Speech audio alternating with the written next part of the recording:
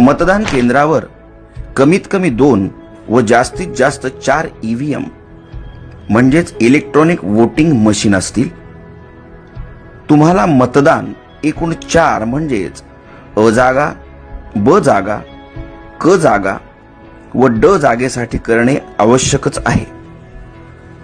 उमेदवारांच्या संख्येनुसार या 4ही जागांची आखणी ईव्हीएम मशीनवर होईल। कदाचित या 4ही जागा 2 ईव्हीएम मशीनवर आखल्या जाऊ शकतात। 4ही जागेसाठी मतपत्रिकांचे रंग वेगवेगळे दिलेले असतील।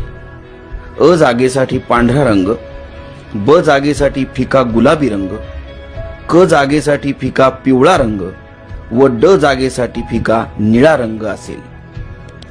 प्रत्येक मशीनवर उमेदवाराचे नाव व त्याचे निवडणूक चिन्ह असेल। अ जागेखालील योग्य उमेदवारासमोरील बटन दाबा, लाल लाईट लागेल। याचा अर्थ अ जागेसाठी मतदान प्रक्रिया पूर्ण झाली। ब जागेसाठी हीच पद्धत वापरा, क जागेसाठी हीच